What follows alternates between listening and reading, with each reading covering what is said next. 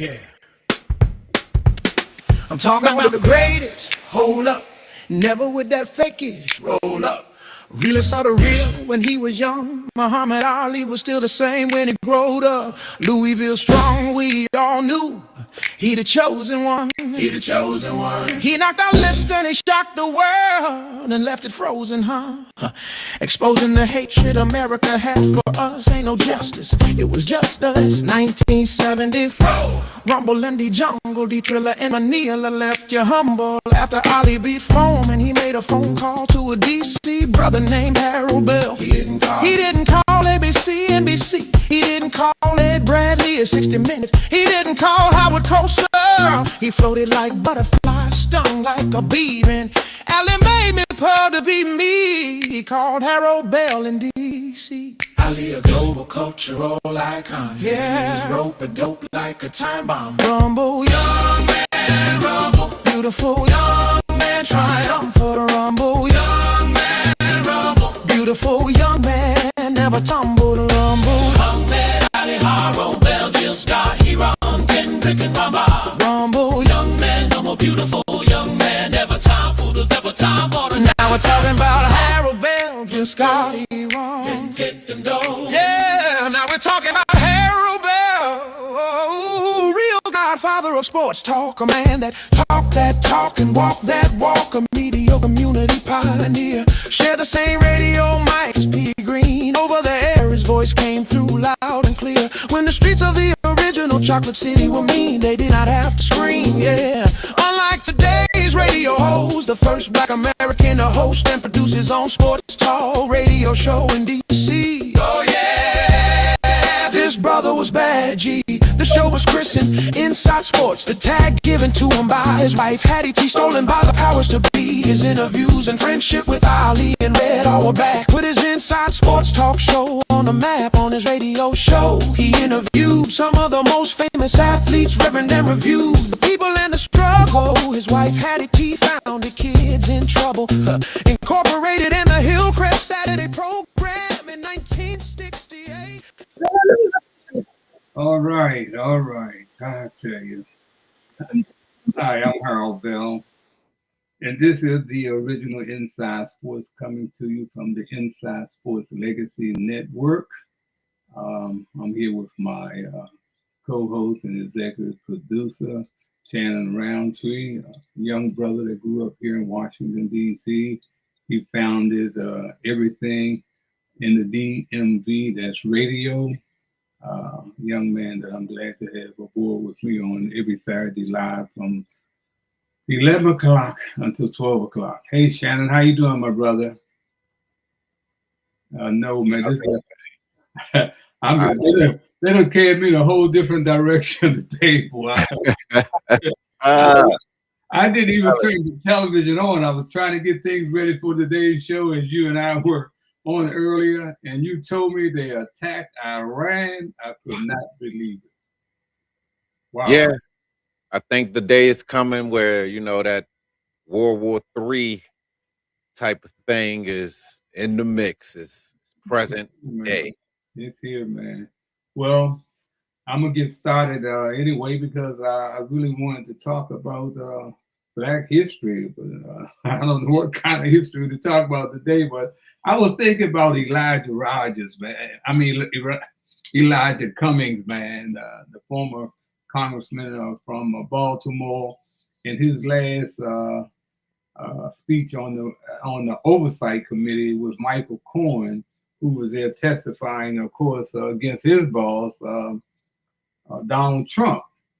And one thing that Elijah said, man, that really blew all of us out of the water, and I'm just paraphrasing now. He asked Michael Cohen, he said, man, when you are here dancing with the angels, will you be able to say, what can you say about what you did to enhance the lives and future of all Americans?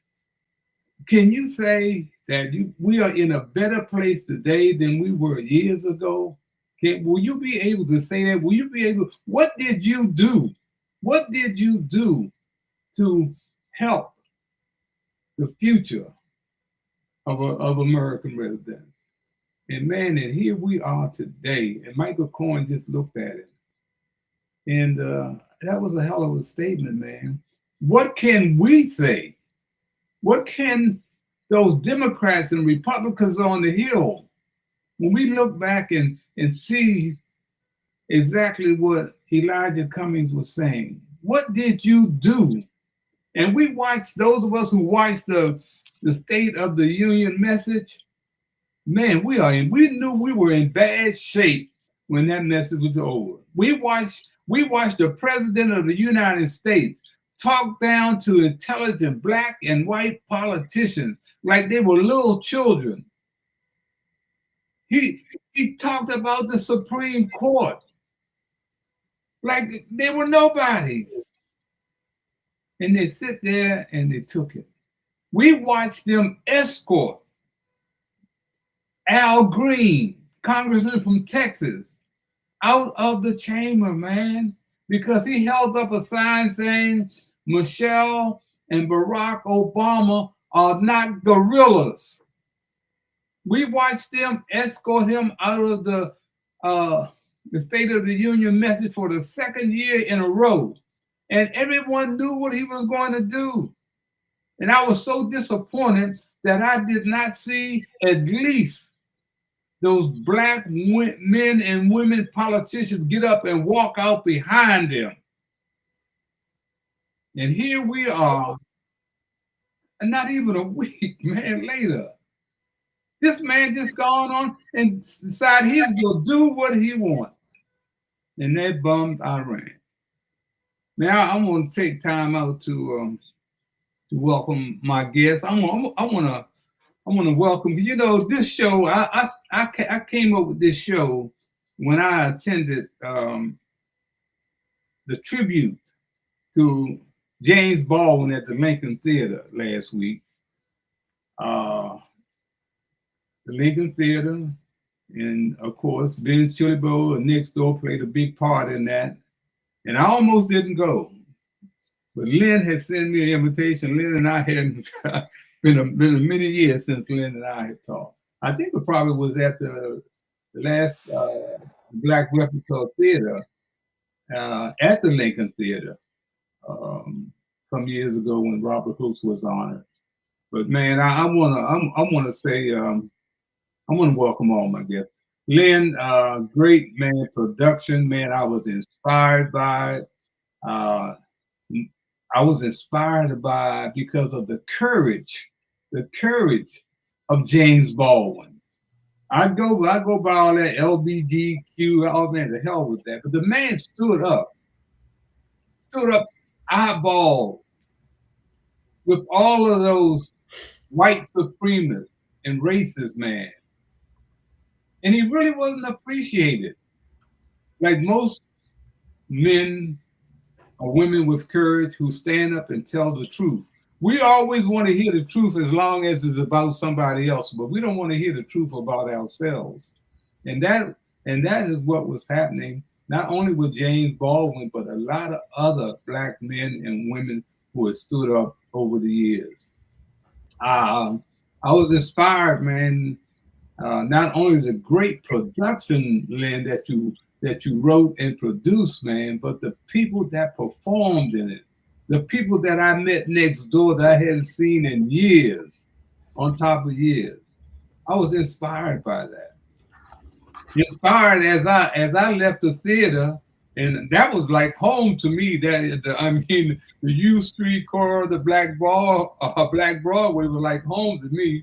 But as I left that theater, I did not feel comfortable walking with my wife and her friend near to the car that was parked 2 blocks away on B Street. And those of you who know what I'm talking about, that's where the elementary school, Harrison Elementary was, where was my home, Harrison Recreation. And we saw these 4 National Guardsmen. And my neighbor and goddaughter, Nia, went over and asked them to escort us to the car. I was relieved because I didn't feel comfortable making that journey to the car. So here we are, Now on a whole nother journey, I want to welcome Lynn Dyson, who has been a part of the Black Repertoire Theater for I guess over 4 decades, because that's where we first met. I want to welcome Lynn, and I want to welcome my dear friend, little brother, I call him Kamal Ali, owner of Ben's Chili Bowl, and where I was the historian for 6 years. I want to welcome Kamal. I want to welcome Joe Wilson, who has been a community advocate, entrepreneur, businessman. Has been out in the community working with young people and seniors for decades. I want to welcome Joe here. Also, I want to welcome Don Baker. Don hasn't gotten here yet. He's looking for his laptop. But Kamal, Joe, and of course Lynn, and welcome to the legends of Inside Sports, the original Inside Sports. You guys go back a long way with me, and we gotta address the gorilla in the room, man. It's Donald Trump, and it's Israel, man, that have attacked Iran. And as Lynn was saying, man, Iran is hooked up with a lot of the big boys, China, Russia. This is World War III. Lynn, why don't you lead us on out of here and kind of give us an idea about where are we as Black Americans? What is the state of Black Americans in the U.S. today, Lynn? Well, that's quite a heavy statement. I want to go back to Baldwin for a second. Baldwin, and people don't know this, he had a long discussion with the Honorable Elijah Muhammad. He had long discussions with Malcolm X. He had long discussions with Medgar Evers, Martin Luther King, and he was very grounded in Black people being responsible and speaking truth to power. I think that has continued, but one of the things that is missing in our community, and Joe and Kamal can attest to this, that we have to take all of this truth to power and we have to put a capsule of economic development under it. Because if you do not have economic development in a capitalistic society, and that's what we are in, a capitalistic society, then you cannot develop a structure for all of the truth to power that we want to speak to. The truth to power has to have a structure to it in order to survive in a capitalistic society. I think we can say there's the capitalistic with greed, and then there's the capitalistic that helps people, lifts people up. You know, some people may call it capital who are socialists, you know, I don't know. But I think that is where Black America has to go. We have to pay for our culture. We have to pay for the right to speak truth to power. We're not just a minority in this country. We have never been with Africa, but we have to have a structure in order to network with these countries. Look at what's happening in Burkina Faso. You know, so Black America has to wake up economically and tie into structures around all the things it wants to do. You have people like the Urban League and NAACP and all of that. What would happen if white America said, we're not going to give to you all anymore? With NAACP, the Urban League, would they be able to survive? You know, our HBCU colleges, they're dependent on federal money and so forth, you know. So we have to economically undergrid our own culture. We have to start thinking like that. I don't know where it's going to begin, but maybe it has to begin with us. Maybe we have to think as entrepreneurs, maybe Joe and Ben and me and whoever else, got to combine our forces and saying Black folk are going to take a stand. And there are Black businesses, Black networks in the country, like Dr. Boyce Watkins and different people who are economically empowering us on a larger level. John Bryant with Operation Hope. There's a lot of stuff that's happening that Black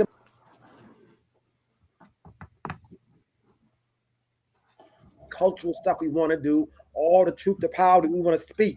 If you don't have the economics around it, then it will fall apart. Mm-hmm. Kamal, being a businessman, an entrepreneur, and guy in the community, you just written a book, I understand, and I understand that you have hooked up with some other brothers in the community to try to combat this gun violence. All of this is not just coming upon us. It's been there for decades, man. We've been trying to find a way to get to our young people and stop them from killing each other. As a businessman, being on the U Street corridor for decades now, I run out of answers, man. You know, I can't be out there like I once was. So I got to look to you guys to find out exactly, have some idea where are we headed, Kamal.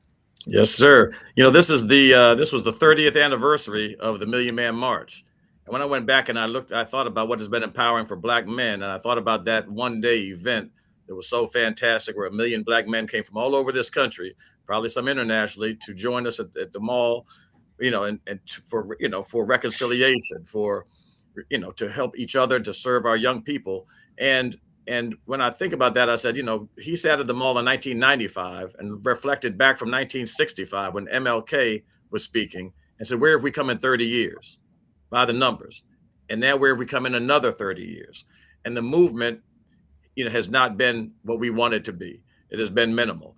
Now, you know, there's some good things happening in our community, but there's a percentage. I mean, if we have 25% of us as college graduates, that leaves 75% who have not graduated from college. We have a great amount of us doing well, making a decent living, but we have another group, you know, doing poorly. So it's up to us to reach back. It's up to us to reach back and uplift, you know, to uplift the others. And so when I look at that march, I really think of, for me, I'm focused on the young Black men and boys who are not doing as well, because it's going to take all of us to help them. And if we're not going to help them as older Black men, who's going to help them? The ladies doing all they can. Nobody's coming to save us but us. And so I agree with Lynn Dyson. And, you know, Claude Anderson wrote a book called Powernomics that addresses that. But I'm so glad you called this conversation, Harold, because, you know, when I look back and say, where is the conversations being held for planning? Who's having it? You know, we have a report every year, right, that says the state of Black America, right? But where's the real plan? Where's the economics mixed with the education, mixed with the politics, mixed with the business, right? Mixed with the religious leaders. We need a comprehensive leadership group, right? And where's our leadership? So if we don't have a comprehensive leadership group holding the discussions to formulate a plan for our upliftment. So I'm like you, Harold, I get a little frustrated with it, but I'm so glad you called this conversation, because it has to start somewhere. Yeah. It has to start somewhere. And then we can add other people to the mix. But I'm focused on just individually helping each young Black man to rise and to reach his potential through my book and through speaking and through helping. I'm trying to start a national mentorship program for Black men and boys.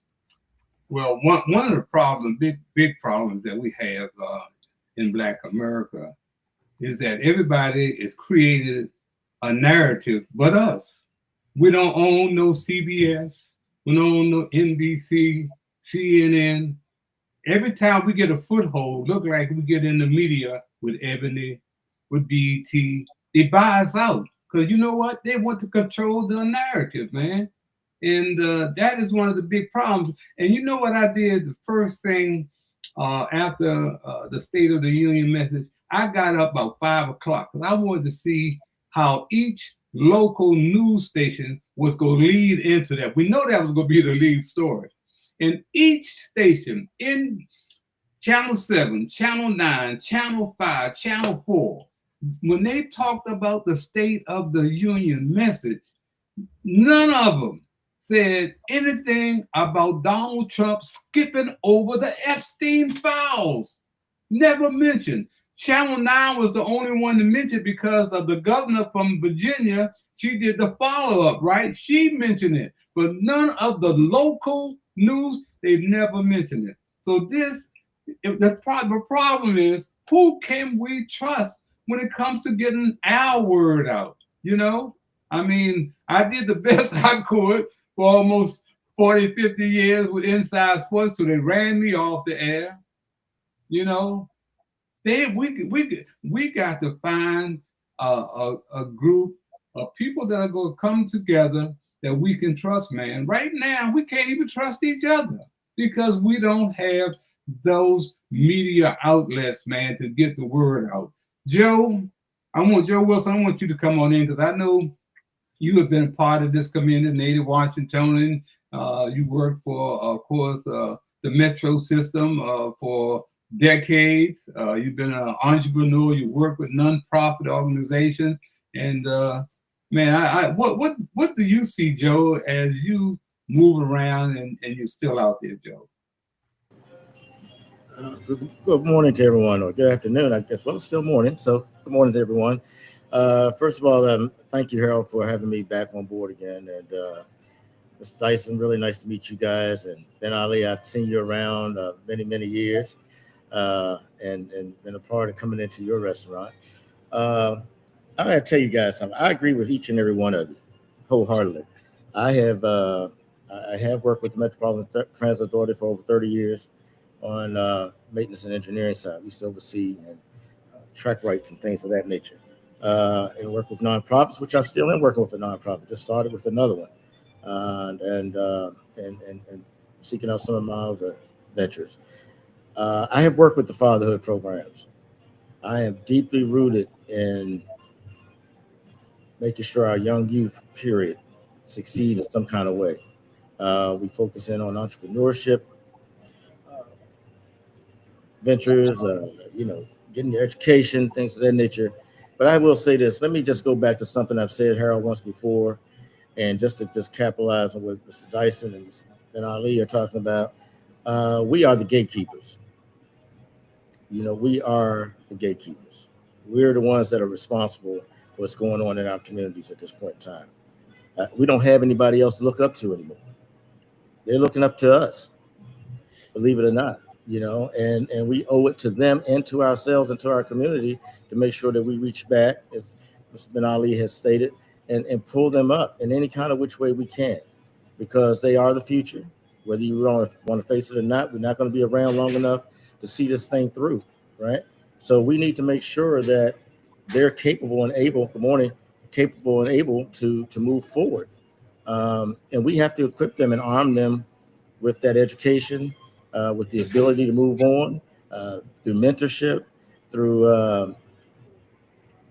all the love that we have to give them. The best way we can keep up with them is to keep up with ourselves and keep ourselves in check, to make sure that we're doing the right things, to make sure that they see us doing the right things, and they too will follow. I really believe that.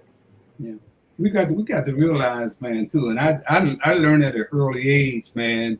When I started working with the United Planning Organization in 1965, P.D. Green got me my first job with the United Planning Organization through Mr. James Banks, the CEO, and he hired three neighborhood workers, and that was P.D. Green, H. Rap Brown, and Harold Bell. People don't even realize that we were in that community a long time. I remember when Murrenberry came in, Stokey Carmichael came in here, H. Rap Brown, Harry. It was all the same time in 1965, man.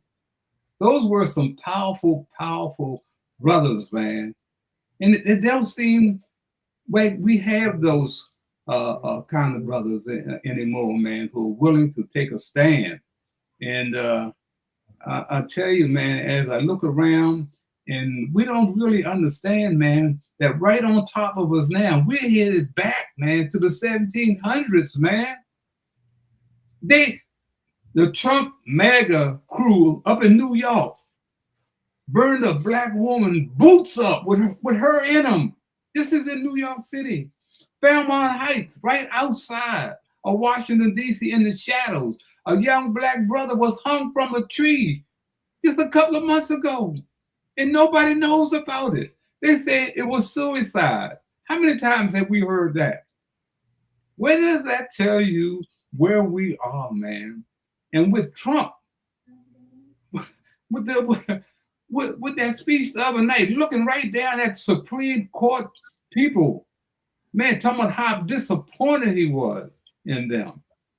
And I remember Luke Moore saying when Thurgood Marshall left us, we may never find another Thurgood Marshall, but there's got to be somebody out there like them.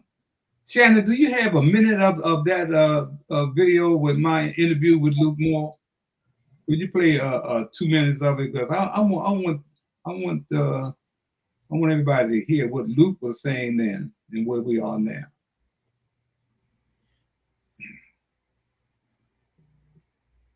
We're talking to Judge Luke Moore, senior judge at the D.C. Superior Court, and talking, of course, about the loss of two great lawyers, people who fought and put their lives on the line. Of course, Herb Reed and, of course, Justice Thurgood Marshall. You know, one of the things that reporters asked Thurgood Marshall in the press conference yesterday about somebody replacing him, should there be another black, I think his answer was, just find somebody who's qualified. I think what it really was saying, Luke, find somebody who's sensitive to the issues of minorities and the man on the lower the totem pole. The key word, you gave the operative term, as you always do. That's the word. A person who is sensitive, a person who understands the issues, a person who is willing to take a stand on what some persons call controversial issues. They're not really controversial at all. They're really human issues. And persons who are willing to take a strong stand on them and be fair about it. And this is what he was saying. And I believe that person is out there. I believe that there are some persons out there who can do that. They may not be another Thurgood Marshall as such, because he was unique. He was unique in what and given his own background and how he had struggled and fought, and then having the opportunity to represent the NAACP Legal Defense Fund before the court on which he later came to sit himself. That's a unique path. You can't find that again. But there are persons out there who are sensitive to the various causes that come to that court. And you know, when the Supreme Court speaks, it speaks not just for the litigants that are before it, it speaks for the nation. It sets policy, legal policy for the nation. That's what that court does, and that's why it's so important to have sensitive persons on the court, and I believe the president is aware of that. Well, Luke, it's so important to have sensitive people like you in our community, and you have had great impact. And I just want to say it's been my honor to be a friend of yours, and I want to say keep on doing the great things that you've been doing in the community. And we here at WST love you, and the community love you, and it's people like you too have had an impact. So, Luke, thanks for taking time out to be here on Inside Sports, and looking forward to having you here again. Well, you're ready to come on your program at any time, because if there's one person who has done something in this community and has always given his all to this community wherever he is, and in the media, and that's important. You are our voice in the media, and you have always done that, and we love you for it, Harold. And always will, and our friendship will always continue. All right. Thank you very much, Judge Luke Moore. All right. Yeah, that was Luke, man, and he's right, man. We'll never find anyone to replace Thurgood Marshall, not even close, because now Trump has locked the courts down with his people, man. And now that his people are on the bench, they're even ignoring anything that he says. So that stuff has come back to hit us in the face, man, where we are now. And I just say, man, well, we left with prayer. And Lynn, you were saying something about they have hit Dubai. They hit Dubai already. Who's next? Yeah, I just heard that on the news this morning, but I want to bring this conversation back to us and what Mm-hmm. we must do. I truly believe, and I think all of you believe, that there's a divine presence within us and it's working within the universe. And if there's a problem, and as a businessman, if that's a problem, then you think about what is the solution and where are you going to put your energy? Are you going to continue to put your energy in the problem, Trump, so forth, so on? He's doing this. And we're going to start looking at solutions about how do we uplift our people. And just thinking about you, Harold, in terms of you being in the media and networking and the technology we have now. You know, Martin Luther King, Malcolm X, they didn't have this technology. Back in Marcus Garvey, they didn't have this technology then, but they built Black businesses, Black infrastructure. Elijah Muhammad, Nation of Islam, Black Hebrew Israelites. We built structures, right? But Wall Street, Black Wall Street, before they tore it down, Black communities around the country were destroyed. You know, they highlight Black Wall Street, but that Black communities thriving all over this country, and they destroyed them because Black folk had no choice but to internet and connect with each other and build up their own structure economically. So if we take you, Harold, and if we took your media piece and you plugged into my media piece, we plugged in some other Black business media pieces, we create our own network of getting the voice out. We don't have to worry about the NBCs and all of that. And at some point, they will attack the internet structure. That means we got to plug into probably Africa or one of the satellites over there that they plugged up. Because ultimately, you know, if we get sophisticated enough and tie all the YouTubes and all the Facebooks and all that, or create our own, we don't need that. We communicate ourselves. Come on, you're doing a mentor program. Joe, you're doing a mentor. Suppose we all pull our mentor programs together. You all doing entrepreneur programs. Suppose we pull all our entrepreneur programs together, right? You know, you get the money from corporate, you get the money from SBA or whatever. You take that money and we build our own structure. Because at some point, when you start speaking truth to power and you start prospering, they're going to cut it off. But by that time, we were already doing business with Africa. By that time, we're already doing business with Caribbeans. By that time, we're already doing businesses with California and DC and you know, the mid Chicago Black Business Network. We have to build our own infrastructure. I can't care less what Trump is doing. He's doing this, he's doing that. They're hanging people. Yes, they were doing that in slavery. And we got on the Underground Railroad and we kept moving. You fall by the wayside, you keep moving. Because what is the big vision? The big vision is freedom, to get to Canada, to get to the states that don't have slavery. You know, what is the solution? And I think we should put our energy into what is the solution. And if each one of us look at our own businesses and network with each other, we will have it. None of us can do it by ourselves. None of us. Joe can't do it. Paul can't do it. Lynn, we got a brother in New York that's doing exactly that. Shannon, we got a brother that started a Black Voice magazine, and it reminds me of Ebony magazine. I've been advertising him on this show. This is the type of thing that you're talking about, Lynn, that we should be doing, establishing our own. Shannon, yes. Can you run that promo on the Black magazine, please?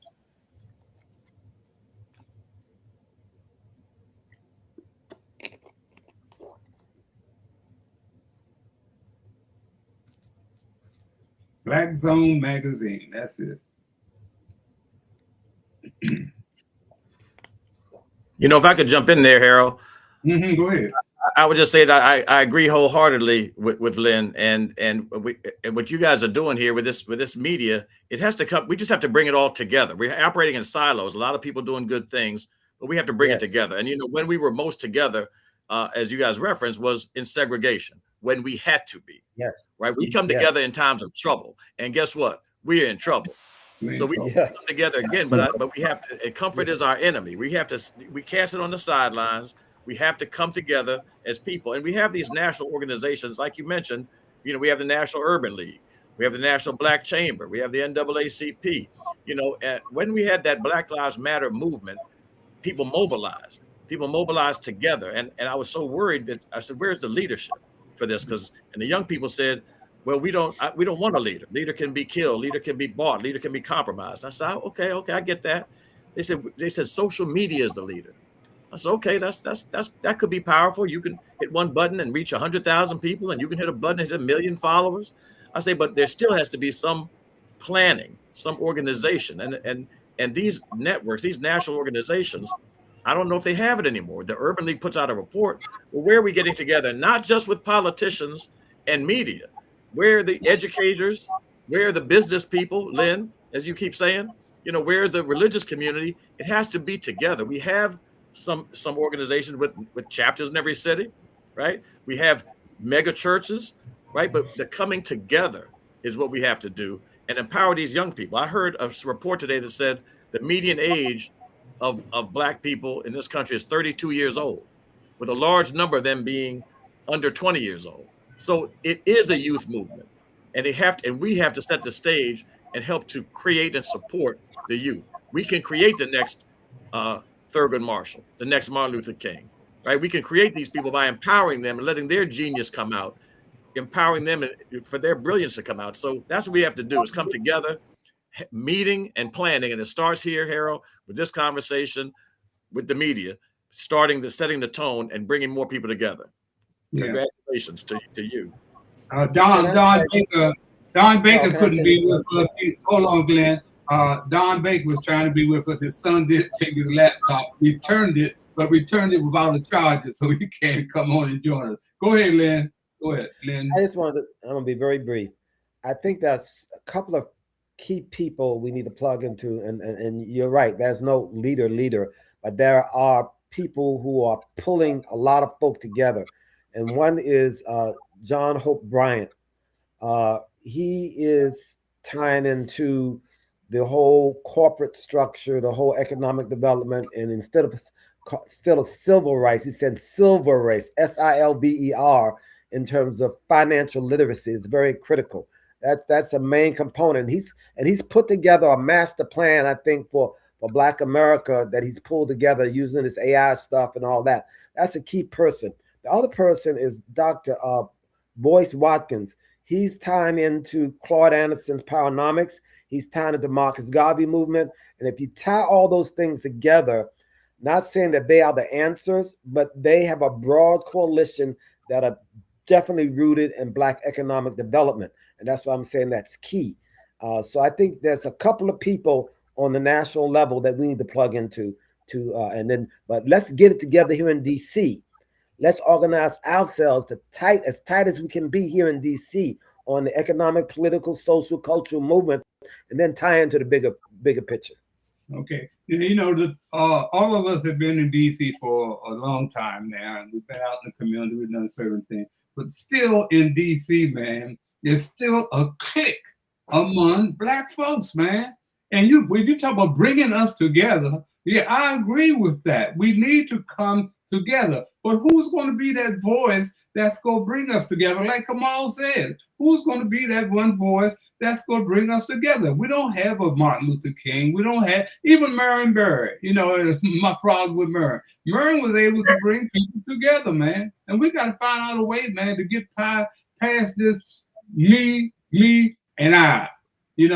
Bring us together as a team, man. So that is the problem. That's why I wanted to run that magazine to show you what this brother Maurice Woodson was doing in New York by himself. He put out this magazine that's free. You don't have to pay. And you go up there, you can see some of the greatest articles edited. This is the type of thing that we need to do, and I agree. Now, I'm going to tell you, like Bill Cosby, I never can forget this. He said, man, I'm on the way out, not on the way in. I got to leave it up to these young folks that, like Shannon, who's out there trying to do this technology with social media. Young people like himself, man, got to step forward.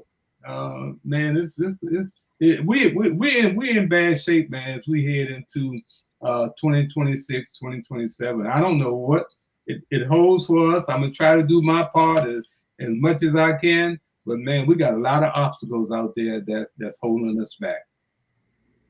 Well, let me just say also that we're in a different time period than we've ever been before, and to some degree, the playing field is getting more level in terms of AI, in terms of streaming services, in terms of you can become a millionaire overnight with the right video, going viral and whatnot. So So we had to use that the young people will use that to their advantage, hopefully. We have to set the stage for them, have the meetings support them. All those leaders you mentioned, whether it's Martin Luther King or Marion with them, when did they start?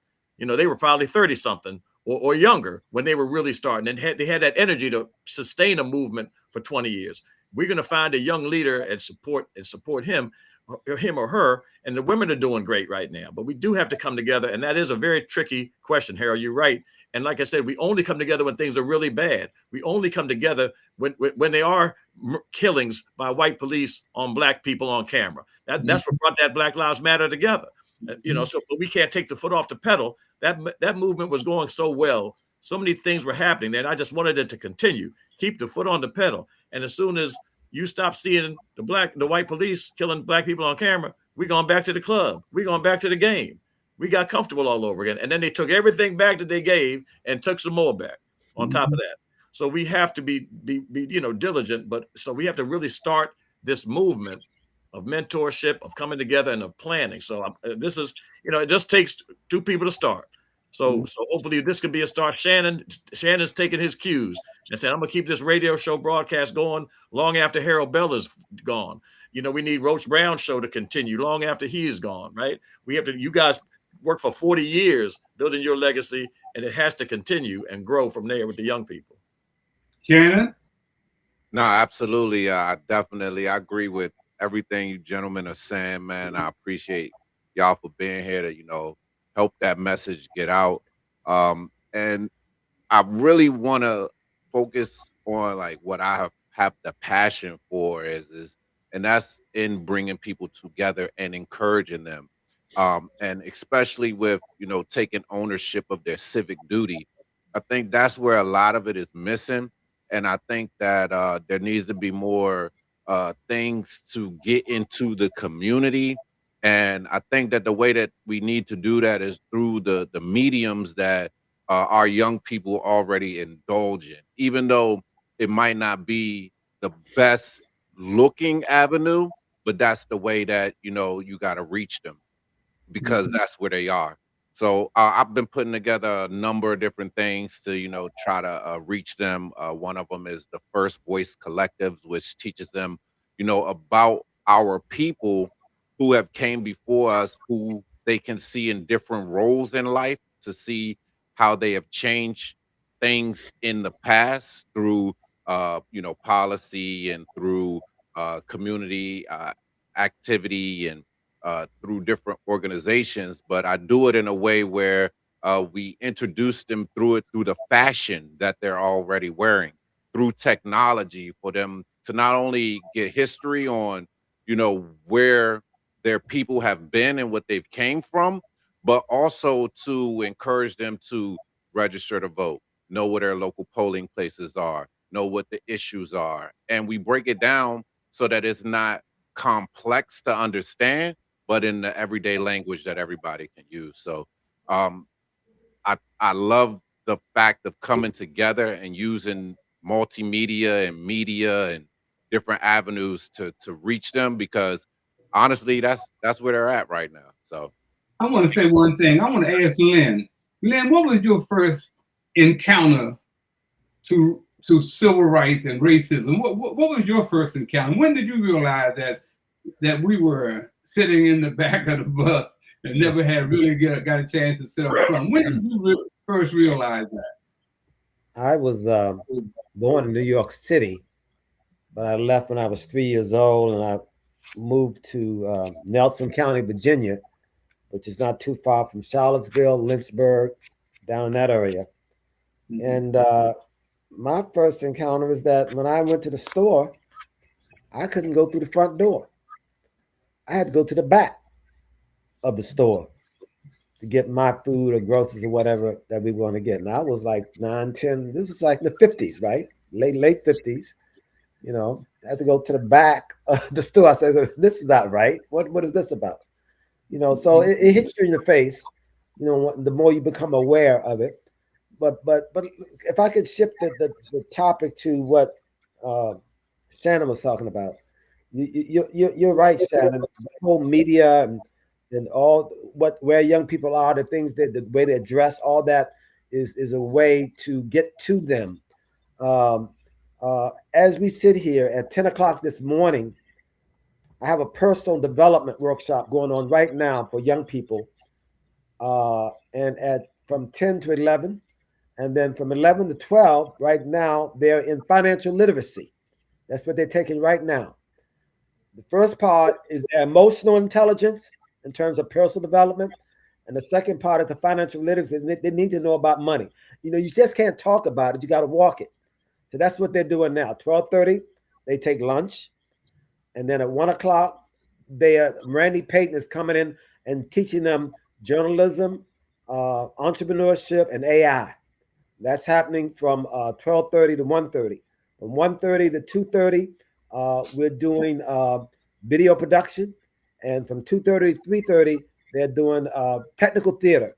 So all those things you saw at the Baldwin show, all the things you gentlemen you're talking about, you got to walk the talk and do what you say you're going to do.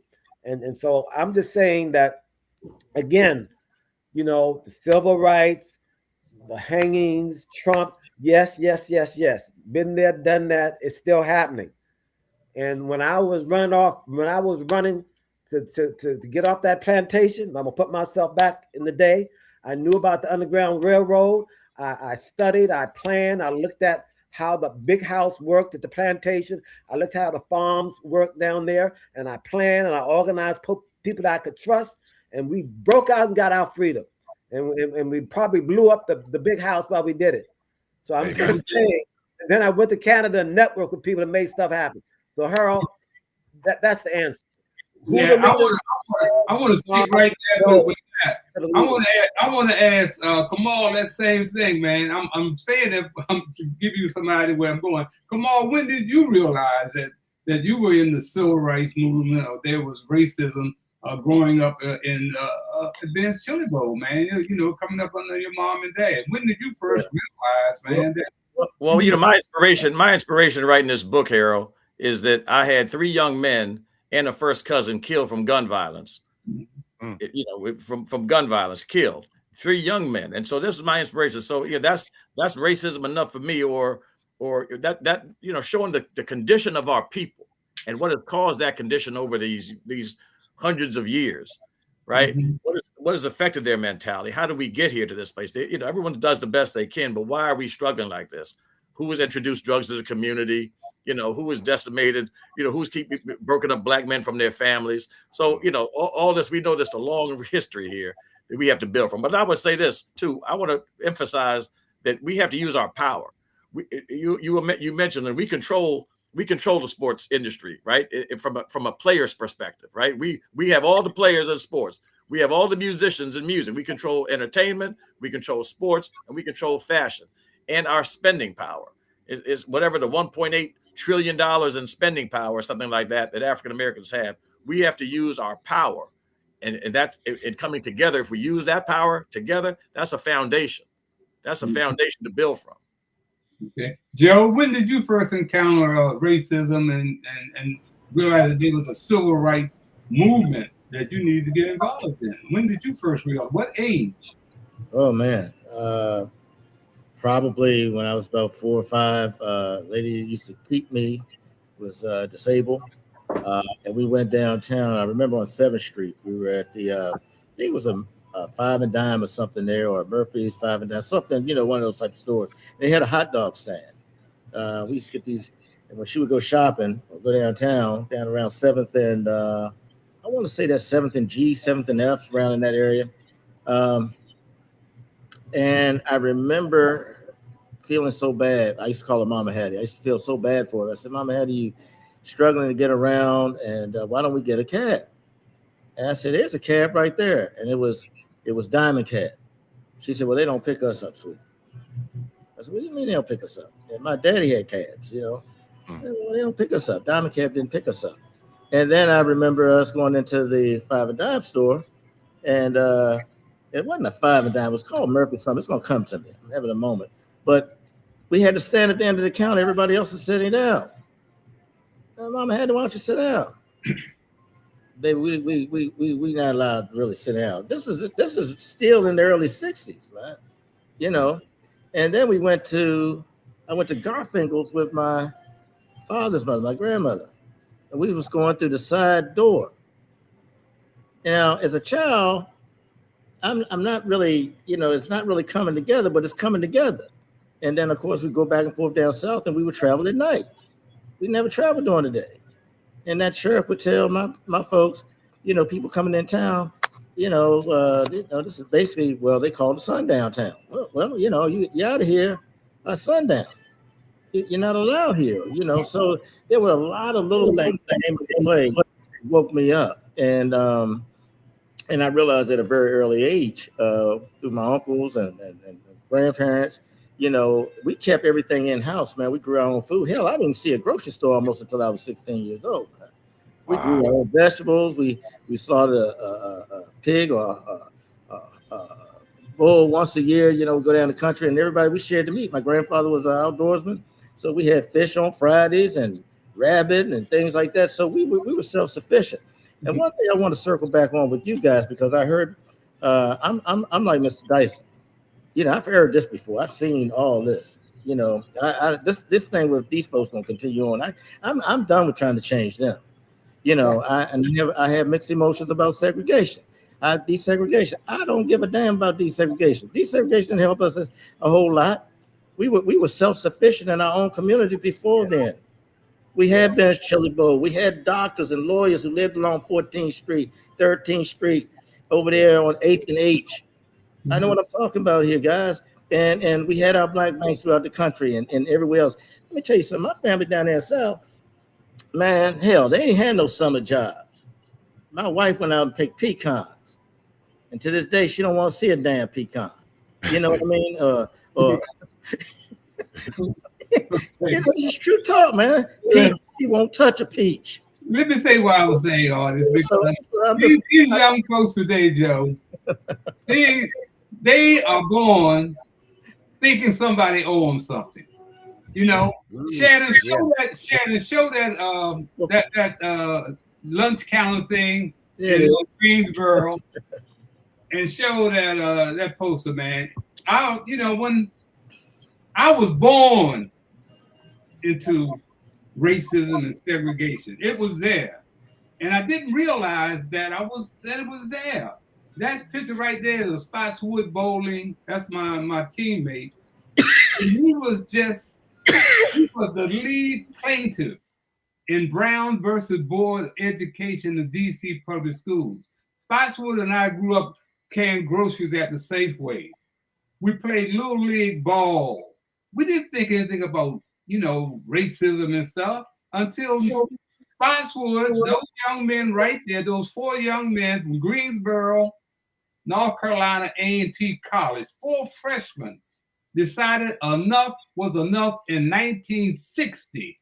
They decided to walk down to the 5 and dime Woolworth and sit at the lunch counter. 1960. Now, where was I in 1960? I was at Winston-Salem State College, 30 miles away from Greensboro. And who did I meet in 1960 at our athletic banquet? Our speaker was the great Jim Brown, representing Pepsi Cola. And Big House Games told all freshmen, you guys can't come to this banquet. This is for the upperclassmen. Now, he had no business telling me that. What did I do? I went to the banquet and met Jim Brown. You understand? 1960 is when I first realized that there was civil rights, there was racism because of those 4 young men in Greensboro. That boycott moved 30 miles up the road to Winston-Salem. And what the Big House Games call all the athletes together for? If I catch any of you down there demonstrating, I'm giving you a one-way ticket back to the ghetto. What did he tell me that for? Me and my 3 of my men, we went down there to be a part of that boycott, man. That's when I first realized. But these young people today, they're not born into this stuff. Somebody has to lead them and tell them, what the real deal is, because they got a lot of advantages that we didn't have, man. So, and by the way, Harold, that was a Woolworth. What we're talking about here, man, what we had to go through, man, and I had to go through it. I lived it, and that's why I'm still living it today, you know. And I know there's got to be some light at the end of the tunnel, and it's not a train. It has to be these young people. You know, there was a book called The Miseducation of the Negro, right? By Carter G. Woodson. Well, again, what you're talking about, Harold, is we have to re-educate, I call it, they need a reboot, right? You know, you turn your phone off and your phone ain't working right, and reboot it. You know, the programming of our young people, the education or the miseducation of our young people is off. Now, they're brilliant now. Don't get me wrong. They're brilliant young people. But the program is that they're running in their head is off. And so my book is about, changing their mindset. And we have to re-educate them, right, about these issues and about themselves and about their worth, and re-educate them and reboot them in a different way. That's what it's all about. Okay. Harold, this is the first time. We're going to give everybody the last word to go out of here. We got to start getting that ready. Go ahead, Lynn. Go ahead. Real quick, I'm just so inspired by you today, Harold. And I would love for you to come and do maybe a 1-hour session with your multimedia. Have you tied this together for our young people? You know, and when we talk about young people generally, but I'm talking about our young people in our workshop. You come to our studio, we have technology there, we have screens there. I would like you to make a presentation and give them the historical significance of the things you're talking about, because they haven't faced what you faced, I faced, Kamal faced, Joe has faced. They feel they're entitled. They take for granted. They got to have a historical context maybe use this technology to move forward. So I thank you for being on. And I'm inspired by you, and I'd like you to come out and talk to our young people. Okay, Joe?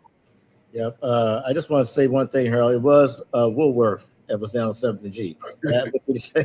Same thing. But I want to tell you, I do want to say this to you guys. I'm inspired just to be around you guys and to have this conversation.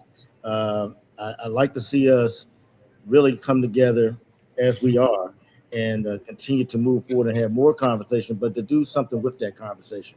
So to Dyson's point, I would like for us and to encompass that invitation to maybe have a round table with these youth. You know, Ben Ali, man, your family's huge, man. You guys said, you guys are capital, man. You started out, your dad started out with, just think about this, man, some hot dogs, right?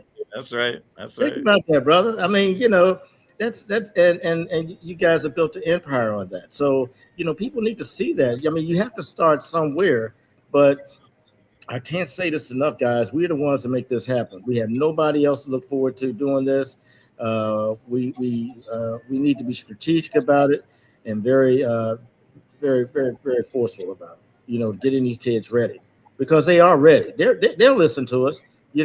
I mean, Mr. Dyson, you got them in there today. That day is Saturday, man. Yes. The day is Saturday. Yeah. All right. They don't have my program runs during the week. Okay. But you come in, you get kids to come to your spot on a Saturday and spend the whole day. That speaks volumes, man. Well, so they're getting paid.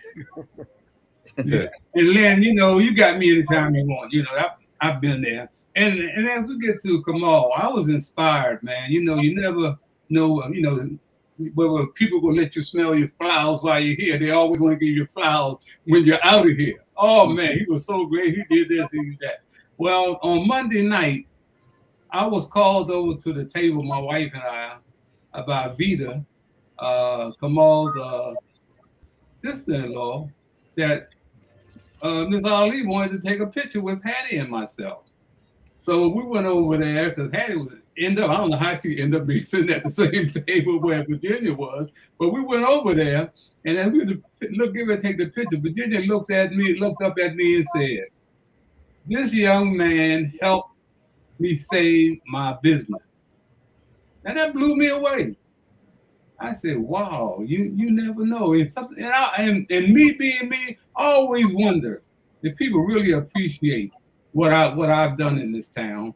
And Kamal, you sit right there as I tried to bring cops together in that community, had forums in Ben's Chili Bowl, at Bible Way Church. I was bringing cops together way back when. I've done more police community relations forums than anybody in this town. And I've done several of them at Ben's Chili Bowl. But the white cops will never show up. They would never show up.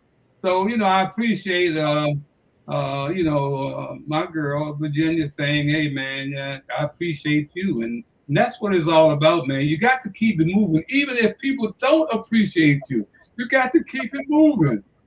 And that's why, me being Harold Bell and having confidence in who I was, that never stopped me, man. So Kamal, take us out of here. Well, as we go out, I want to give credit to the three of you for a lifelong commitment to community. Lynn, it was a fabulous production on Monday, and Harold, this show led behind that. So let's keep that work up. But as we end, I just want to pay tribute to who we've lost recently. We lost the great Jesse Jackson. We lost a gentleman named Ray Savoy, who was big in this community. We lost Reverend Hagler, and we lost Pierpont Mobley. So on that note, I would just pay homage to them and all the work that they've done in their lifetimes. And let's keep this up, guys. Let's have the next event, the next conversation. Let's get the momentum. And like you say, Joe, let's get some young people involved as well, like Shannon. Shannon, you got the last word. Shannon, you got the last word.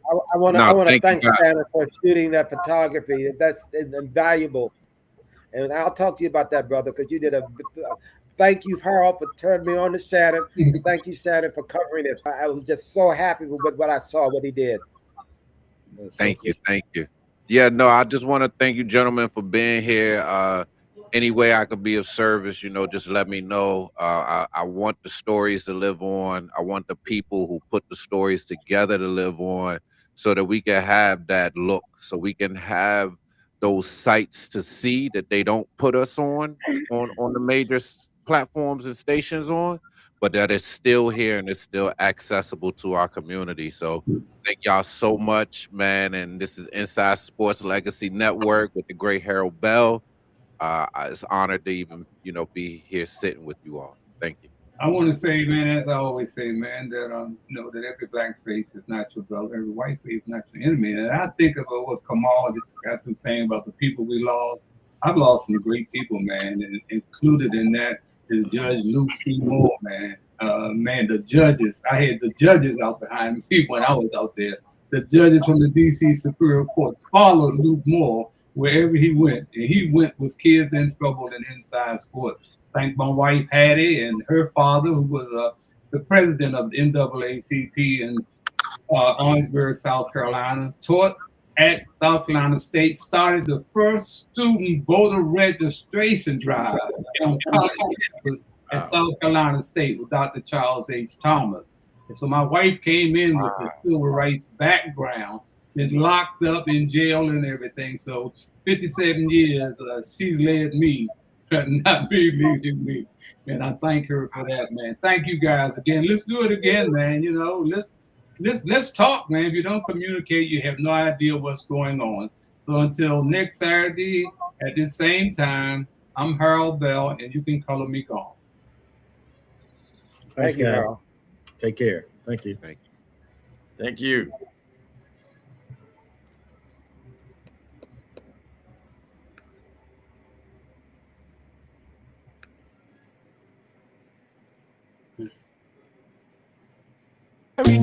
Invited by Nixon to come to the White House. His own people show their jealousy, so what? Lights out. That great man's name is Harold Bell. He knew Jim Brown and Muhammad Ali up close and personal. Yeah. When it comes to this brother, there is no comparing. He also knew brother Gil Scott Heron. If Harold Bell had played the game, he would have been a millionaire. We would have been calling Howard Cosell the Black Harold Bell. Oh yeah. Muhammad Ali, Harold Bell, Gil Scott Heron, Kendrick Lamar, Rumble, young man, humble, beautiful young man, never toppled, never toppled, never toppled. Muhammad Ali, Harold Bell, Gil Scott Heron, Kendrick Lamar, Rumble, young man, humble, beautiful young man, never toppled, never toppled, never toppled. The revolution will not be on your telly.